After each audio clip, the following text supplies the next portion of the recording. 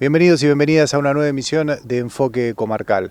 En este programa vamos a hacer por un lado historia, vamos a recordar lo que fue el megasismo de Valdivia que sucedió hace 65 años y cómo repercutió en la comarca andina, en la voz de antiguos pobladores que estuvieron presentes aquí en la comarca cuando absolutamente todo se movió, y también hablamos con especialistas en geología y en protección civil en relación a qué hacer y cómo comportarnos si la Tierra se mueve. El 22 de mayo de 1960 en Valdivia se produjo el megasismo de mayor magnitud, por lo menos en la historia de la medición científica. Realmente los números son abrumadores, más de 2.000 muertos, más de 3.000 heridos y en total, en todo lo que fue el sur de Chile, se destruyeron más de 2 millones de viviendas. Un tsunami se provocó a los días, repercutió en varios continentes este megasismo y obviamente aquí en la comarca andina, al estar aproximadamente a 500 kilómetros de esta ciudad trasandina, la tierra también se movió y se produjeron algunos cambios. En Bariloche el registro que tenemos es que el lago Moto del Nahuel Huapi se llevó lo que era el viejo muelle que estaba en las costas de este lago. Se dice también que en Lago Puelo se produjeron varias olas grandes, de gran magnitud. Hablamos con René Peñas, que en ese momento, hace 65 años, estaba tomando mate con su novia, con su actual esposa Mónica, y nos contó qué fue lo que vivió, cómo lo vivieron. Como ha pasado bastante tiempo, obviamente muchas precisiones no. Sí me lo tengo muy presente porque en ese momento, para mí fue a las 3 de la tarde, 3:30, estábamos tomando mate con mi actual novia y actual esposa, y empezamos a escuchar, eso era en la cocina de la vivienda, y empezamos a escuchar ruidos extraños. Nosotros vivíamos en la calle de la Anónima, donde ahora hay Dorrego, donde ahora hay una hostería. Eso era una zapatería que tenía mi madre, venta de calzado, y naturalmente tenía 2 persianas de metal, y empezaron las persianas a cantar fuerte, y ¿qué pasa? Las lamparillas se movían, salimos, dijimos un terremoto, era la primera vez que lo vivíamos, pero bueno, uno se da cuenta fácilmente.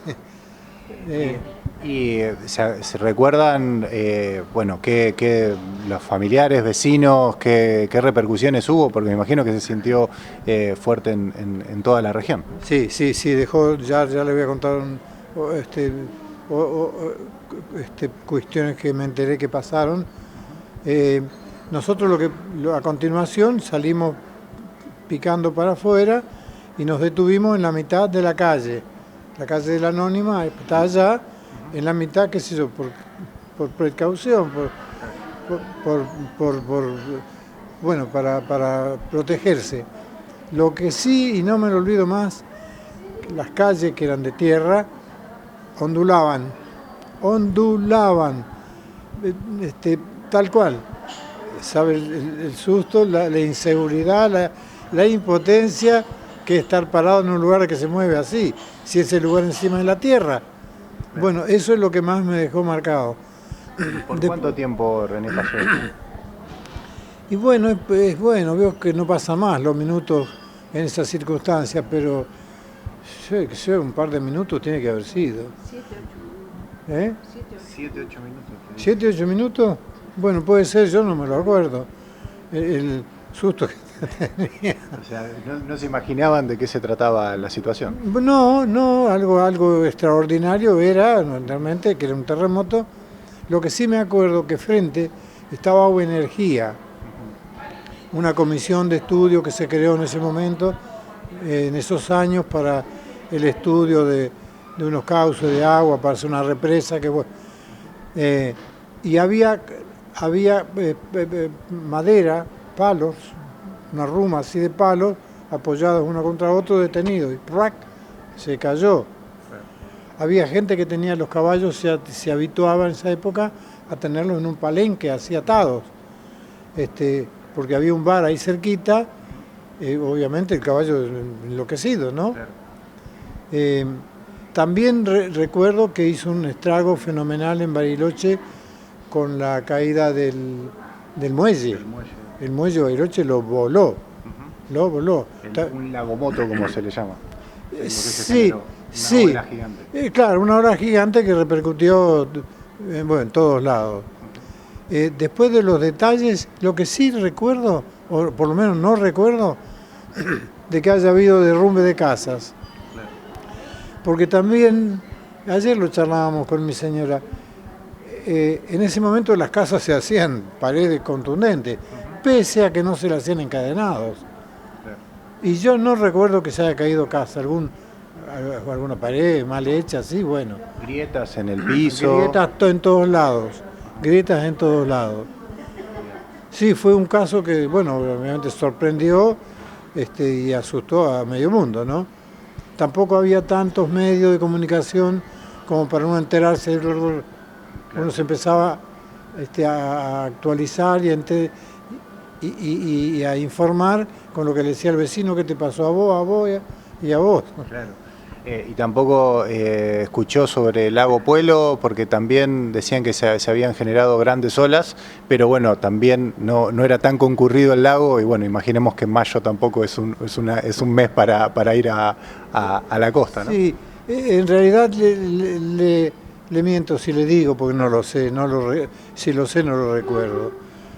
No tengo memoria de que haya mucho más de lo que le conté. Y de las contadas del momento de que cada uno decía, ¿no? Volviendo a lo que sucedió sí en Chile, en Valdivia, muchos de los pobladores, vecinos, familiares tienen gente conocida del otro lado.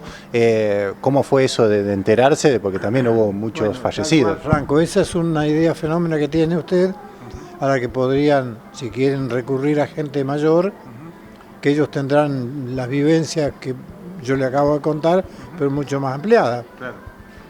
Pero como la gente vamos pasando, no debe haber mucha gente ya de esa época. Claro. Pero se hacen memoria por ahí. A mí se me ocurre Rudolf era más chico que yo. Claro. Bueno, pero igual el susto se lo ha pegado igual. Cholo Burgos, somos de la misma edad. Y en este momento no se me ocurre más nadie. Bueno. Pero si ustedes averiguan gente de esa edad, seguramente le van a enriquecer un poco esta nota que es medio pobre, pero es lo que me acuerdo. Por favor. Se oía ruidos sordos así, que no se sabía de dónde venía, pero muchos hablaban de que en la cordillera, las rocas grandes del Pilchiguito, se desprendían.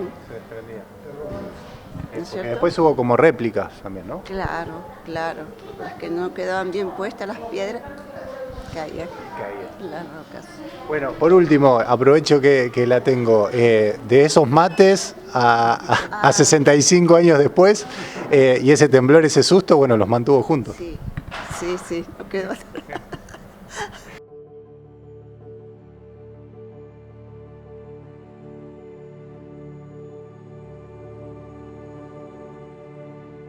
Agustín Quesada es geólogo, es el director del Geomuseo Eduardo Lucio.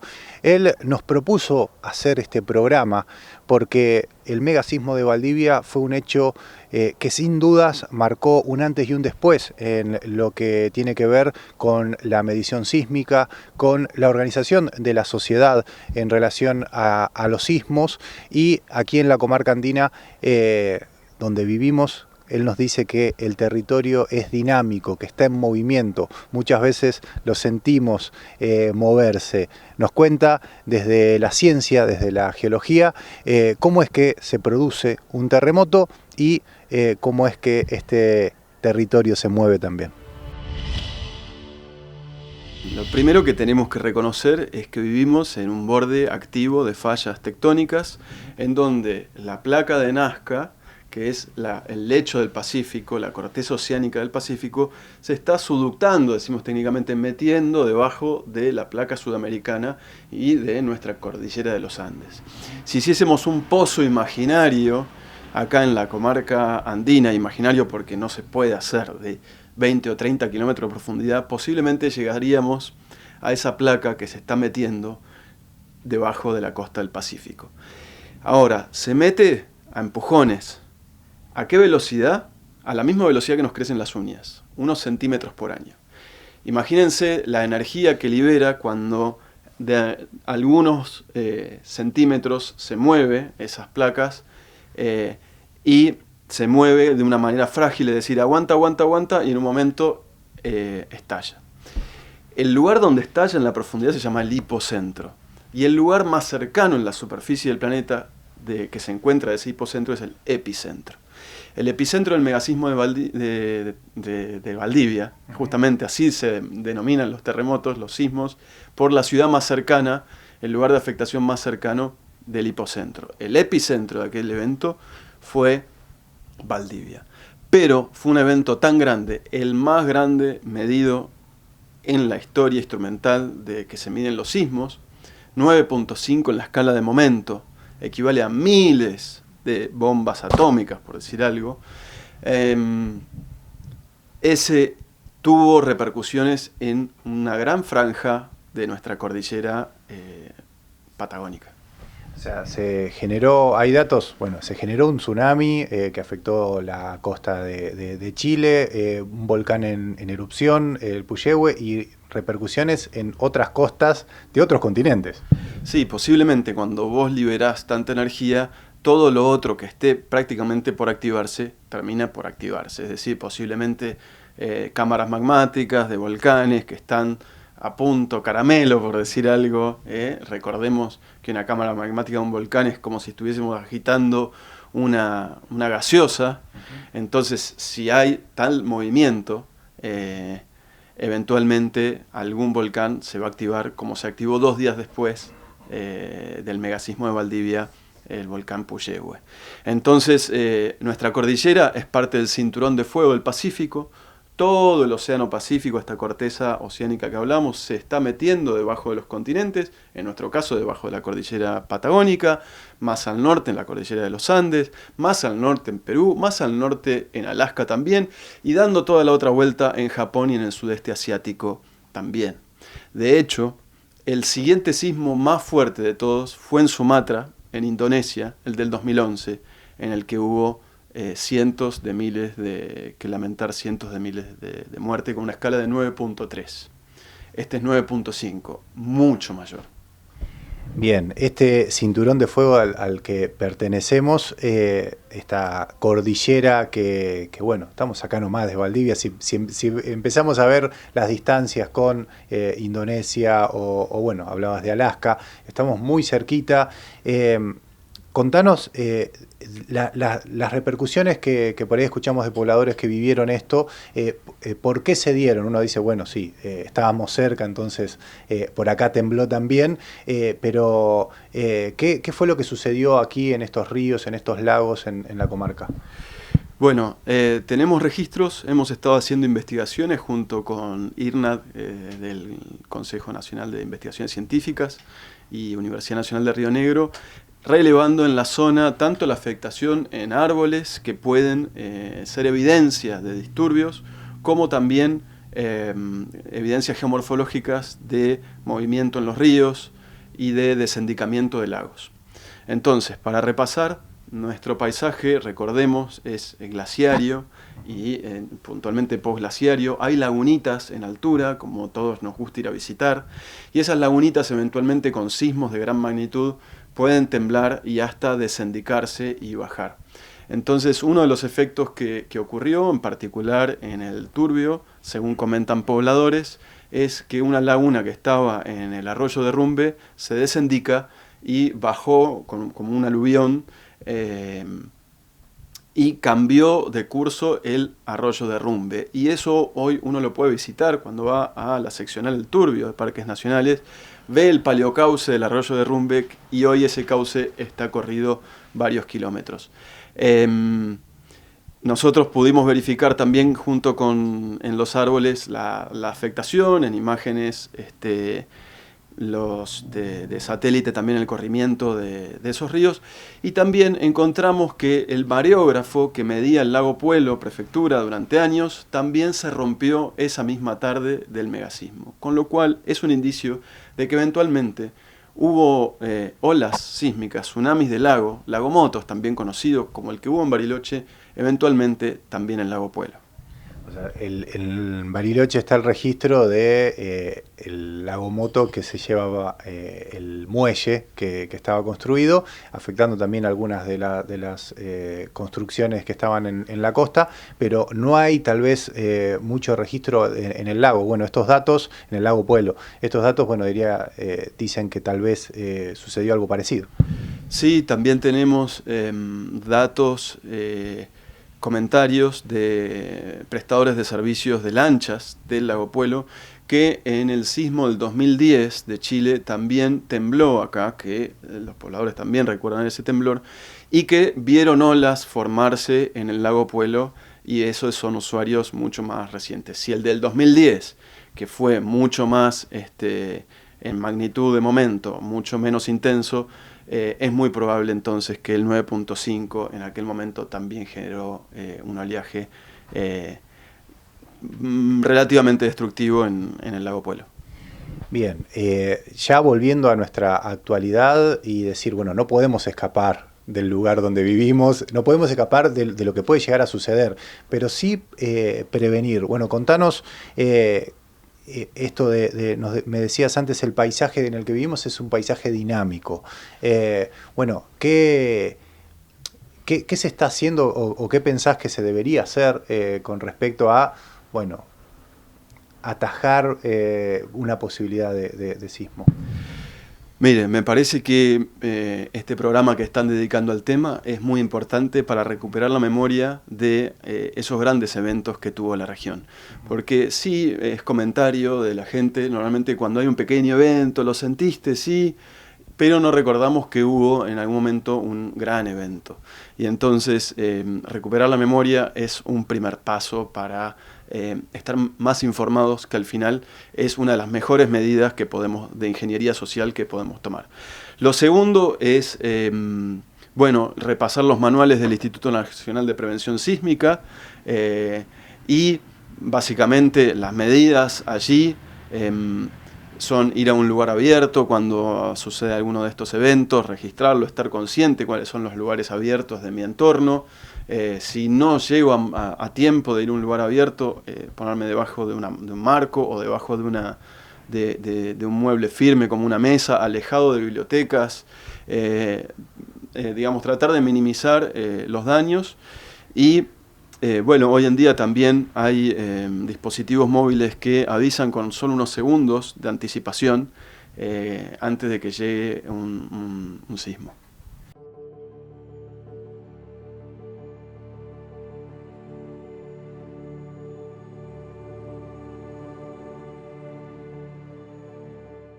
El siguiente testimonio fue recabado por el colega Fernando Bonancea, a quien le agradecemos esta gentileza, porque se acercó al hogar de Ángel Eguiluz. Él es un poblador de la zona del Lago Puelo que cuando sucedió lo del megasismo de Valdivia se encontraba en Paraje Entre Ríos. Bueno, Ángel nos cuenta cómo fue vivir el día que la comarca también se movió. Bueno, estaba arriba de un tablón que estaba en el cerco del corral de las vacas donde se ordeñaba y y las ovejas. Estaba partiendo un pedazo de cuero porque yo era aficionado a la soga, porque mi padre era soguero y me había enseñado algo. Y estaba partiendo, de repente noté que el tablón se empezó a mover y al rato más se sentía el ruido del agua porque detrás mío, había un canal de riego que tenía más o menos como 25 o 30 centímetros de profundidad y como 80 de ancho, y se empezó a mover de una forma como si echara agua en una fuente o en una asadera y la va moviendo, la sacude para un lado y para otro. Y el canal tiraba agua a los dos costados. Y en eso mi padre, que andaba fuera de la casa cerquita, pegó el grito y dijo: hay temblor, si hay alguien adentro de la casa, que salgan. Y bueno, mi madre estaba cosechando unas semillas en la huerta, y bueno, el otro hermano menor no me acuerdo dónde andaba, ¿no? Pero no había nadie. ¿Y al rato comprobaron que la casa había sufrido daño también? No, eso nos dimos cuenta después. Que ¿Se había partido? Sí, se había partido en la esquina. Uh-huh. Tenía unas fisuras como de 1,5 centímetros, algunas, y otras de 1 centímetro, otras de medio, sí. ¿Nunca habían vivido una situación similar? No, nunca habíamos vivido. Y bueno, después su padre va al Bolsón y allí comprobó 2 o 3 cosas. Por ejemplo, ¿qué le pasó a Manuel Sale en su boliche? Bueno, mi padre, aparte de ser que le vendía fruta y verdura a Manuel Sale, eran amigos porque ahí pasaba a tomar mate con él. Bueno, nosotros éramos amigos de casi todos los comerciantes del Bolsón, eran amigos nuestros, porque éramos pocos pobladores y a veces decían, bueno, al mediodía pasan a almorzar. Y íbamos a otro lugar y decía, al mediodía pasan a almorzar, y así. Y bueno, Manuel Sales le comentó que a él se le habían caído unas cuantas botellas de arriba de la estantería, que las tenía arriba del todo. Y hay una chacra ahí de la familia Merino, que se le cayó una pared. Sí, la familia Merino tenía, o sea, Estrella Eger, viuda de Merino, tenía, un tiempo antes tenía un almacén, que ya no lo tenía, y esa tenía una chimenea, la casa era toda de madera, de tabla, y por el lado de afuera tenía la chimenea de ladrillo que llegaba hasta arriba, más arriba del techo. Bueno, esa chimenea se le cayó toda para el costado. Ángel, ustedes vivían un poco lejos, pero ¿sintieron que hubo una ola gigante en el lago Puelo, producto también del terremoto? Ese comentario lo andaba dando vueltas por acá por Lago Puelo. Porque justamente que el 22 de mayo fue el temblor y el 25 de mayo se celebraba la fiesta patria en Lago Puelo, en la cual la comuna o la municipalidad hacía asados populares, que todos los vecinos que tenían un animal donaban un cordero, capón o algo así, y había asado para todo el público, que en aquellos años no era tanta la gente que había, comensales eran muy pocos y bueno, y gente con hacienda, casi todos tenían una buena cantidad, ¿no? Bueno, quedó el recuerdo, ¿no? Sí. De ese terremoto en mucha gente, porque de una manera u otra todos lo sintieron y lo padecieron. Sí. Ahí donde está ahora el mástil de la municipalidad, hay más o menos un poquito más allá, donde está más para el lado del canal. Ahí hicieron un escenario improvisado que me parece que fue arriba de la caja de un camión canadiense y el que presidía el acto era el director de la escuela 108, que antes era 36, que era una persona de apellido Broggi, que posteriormente fue trasladado a Epuyén.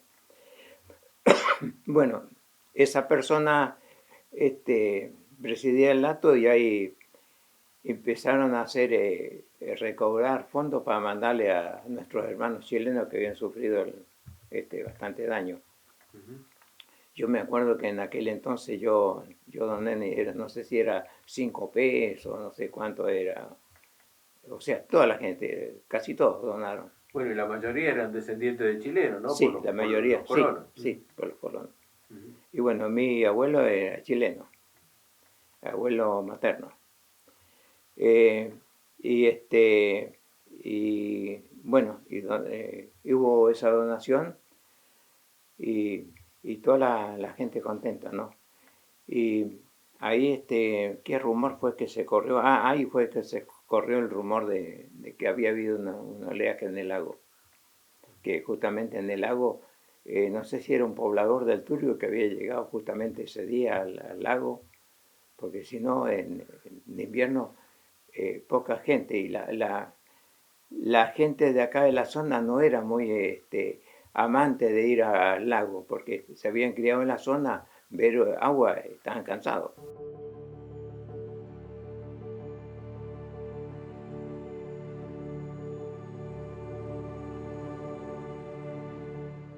En la comarca andina nos encontramos en la zona 2 de peligrosidad sísmica, una zona moderada en el mapa realizado por el INPRES, el Instituto Nacional de Prevención Sísmica. Justamente hago mención que este instituto fue funcionado, fue reducido la semana pasada por un decreto del presidente Javier Milei. La próxima entrevista tiene que ver justamente con el rol del Estado. Hablamos con quien le corresponde esta temática, la prevención sísmica en la Municipalidad del Bolsón, con Leandro Romairone, coordinador de Protección Civil, que esto nos contaba. El 23 de noviembre fue en el año 77 en San Juan que tenemos un sismo de destrucción masiva que deviene también en una organización, y en esto, más allá de que el impacto fue mucho menor en cantidad, genera un ciclo parecido a lo que ocurrió en Valdivia. Ahí estamos hablando, bueno, en el caso de Valdivia fue un terremoto con más de 2.000 muertos, 14 minutos de duración, pero vemos en términos generales cómo ocurren los eventos, modifican los escenarios y, entre otras cosas, también construyen institucionalidad. Esto pasó, si bien el hecho de que estamos haciendo mención ocurrió en Chile, esto generó una repercusión a nivel mundial en cuanto al estudio de riesgos sísmicos, y vemos que se repiten estos pasos, este proceso institucional, social, de aprender.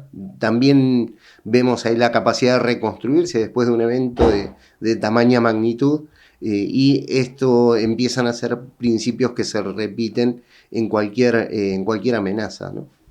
Bien, en el mapa del INPRES, del instituto que lleva adelante las políticas en relación a la medición y a la prevención sísmica, estamos en una zona 2. Que no es una zona tal vez de bajo impacto, pero bueno, ¿qué significa estar en esta zona 2 y qué podemos hacer para, bueno, prevenir y llevar adelante información necesaria? Bueno, el riesgo tiene una dimensión que es subjetiva también, que tiene que ver con lo que percibimos respecto a determinadas amenazas. Lo que no se conoce también genera una percepción que a veces aumenta, y la angustia, aumenta la incertidumbre, el sufrimiento de una comunidad, a veces desmedido. A veces también es un riesgo en sí mismo no conocer las amenazas a las que estamos expuestos. Lo que tiene que ver con el riesgo sísmico, como bien decías, estamos en una zona de sismicidad baja o moderada. Hay sistemas nuevos de medición que ahora permiten establecer respecto a la magnitud y no solo al impacto, que con el crecimiento de la cantidad de sensores y las mejoras de la tecnología permiten dar incluso más sustento científico a estas afirmaciones. Es decir, estamos en una zona que tiene un riesgo de sismicidad moderado. También rigen recomendaciones para construcciones, sobre todo determinados tipos de construcciones que con el crecimiento de las comunidades lo estamos viendo cada vez más frecuentes, que son estas de hormigón de varias plantas. Eso se aplica. Lo que tiene que ver con INPRES, que es nuestro instituto de referencia de riesgo sísmico, compartimos las fuentes de monitoreo. Por tanto, cuando hay sismos cercanos en la zona, recibimos las alertas de manera inmediata, y esto nos permite ir objetivando, ir poniéndole números a algunos sismos que a veces se alcanzan a sentir y a veces no. Y eso es un poco lo que define la zona en la que estamos, ¿no? Muchas veces, si bien sabemos bueno, que la tecnología está a nuestro favor, nos decía un geólogo, el geólogo que entrevistamos también para este programa, Agustín Quesada, que estamos en un paisaje dinámico, que está en movimiento de alguna manera y que muchas veces estos eventos, estos sismos los sentimos, o por ahí en algún sector de la comarca se mueve un poquito el suelo en el que estamos, en otros lugares muy cercanos no. Bueno, ¿qué hay que hacer? Bueno, hablábamos de la prevención antes, en el durante y en el después. Es interesante lo que planteabas, que a veces lo pasamos por alto o se da por sobreentendido, que es esto de recordar que estamos sobre un planeta que está vivo, que se mueve. Nosotros, seres humanos, nos proyectamos en intervalos de tiempo corto y justamente profesionales como los geólogos nos recuerdan que había una historia antes y seguramente la habrá hacia el futuro. Incluso hay quienes nos invitan a entender lo que a veces miramos como el caos de los desastres, como en realidad un orden natural del que nosotros estamos siendo testigos. El caos es más hacia el interior de los sistemas y de las comunidades que en la naturaleza. En Indonesia, sin ir más lejos, a las erupciones, cuando hay erupciones, la gente del lugar rinde culto a estos fenómenos, sin quitar el riesgo que esto implica, ¿no? Y que a veces provocan daños. Sin embargo, logran adaptarse. Tiene que ver en el comportamiento nuestro, la preparación, conocer sobre todo los riesgos. Sabemos que hay prácticas difundidas en cuanto a qué actitudes adoptar en caso de un sismo. En nuestro caso, en nuestra región, tenemos organizaciones que todavía dentro de sus procedimientos internos tienen este tipo de maniobras, este tipo de respuesta. En general, la recomendación es, como decíamos, conocer. Está bueno tener plan familiar para todo tipo de amenazas, estar preparados y sobre todo esto, conocer de qué nivel de riesgo estamos hablando, ¿no es cierto? Yo recuerdo en la escuela primaria, se ve que hubo en algún momento en la currícula, esto de la prevención de sismos, ponerse debajo de los bancos o de los marcos de las puertas. ¿Eso sigue en los manuales? ¿Se sigue recomendando? Exacto, a eso me refería con que hay procedimientos internos que lo tienen establecido. Se entiende que cualquier precaución que sea en más no hace daño, entonces recurrimos a este tipo de maniobras. Hubo, por ejemplo, cuando fue la erupción de primero el Chaitén, luego de Puyehue, nosotros al principio, digo colectivamente, socialmente, adoptábamos las mismas medidas que se tomaban al pie del volcán. Luego con el tiempo fuimos relajando y viendo que lo que era acotado, siempre informado, siempre asistidos por las autoridades de salud locales, por justamente los sistemas locales que, además de tener el peso oficial, tienen una mirada local, ¿no es cierto? Está ajustada al ámbito que nos movemos. Entonces, en este sentido, bueno, siempre digamos, va a depender del ámbito que nos movamos. Siempre es interesante, más que nada en la construcción, en la medida que se van complejizando las construcciones, estar atentos, recordar que estamos sobre un suelo que se mueve, más allá de que el riesgo sea bajo, puede haber movimientos, y tomar los recaudos de la mano del asesoramiento profesional, cumplir la normativa. Creo que ahí tenemos un margen de acción importante. Y después las precauciones generales que son aplicables a otro tipo de amenazas también, ¿no es cierto? Sobre todo, bueno, seguir los canales oficiales de comunicación. Exacto, eso en los momentos de incertidumbre, en los momentos de conmoción, ahora tenemos un acceso enorme a la información, entonces a veces se borran las fronteras de, por ejemplo, esto que te mencionaba recién, las medidas de protección para amenazas volcánicas las hay desde el pie del volcán hasta comunidades que están mucho más alejadas, y lo que permite seguir fuentes locales tiene que ver con que es información que está procesada y está adaptada a la realidad local, ¿no? Bueno, por último, algo que sucedió esta semana tiene que ver con la fusión del INPRES y del Servicio Geológico Minero. Bueno, en todo lo que estamos hablando, en estas políticas de detectar, de prevenir y de actuar sobre estos eventos, ¿en qué afecta? Es bueno que lo menciones. Lo que se hizo fue el INPRES, por el momento, fusionarlo con SEGEMAR, meterlo dentro de la órbita del Servicio de Geología y Minería, con el compromiso. El decreto establece que se mantienen las actividades de monitoreo, las obligaciones que tiene el instituto, lo cual da cierta tranquilidad de que los servicios básicos se van a seguir prestando. Es una medida muy reciente, hay que ir viendo cómo se traduce esto luego a la realidad, siendo que venimos de la evaluación sísmica en Argentina, como otras amenazas, tuvo sus altibajos. En el último tiempo se había logrado un incremento, de hecho se estableció una estación de medición en Bariloche, tenemos otra en Esquel, y esta amplitud de la red es lo que nos da tranquilidad, y aparte un recurso para investigación muy valioso, ¿no?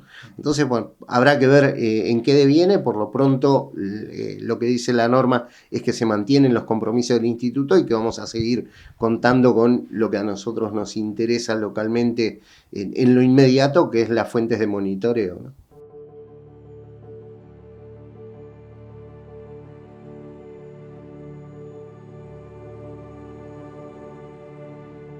Llegamos al final de este enfoque comarcal, donde bueno, un poco trajimos a la memoria lo que sucedió en 1960, el megasismo de Valdivia, que también repercutió aquí en la comarca andina, en las voces de los pobladores.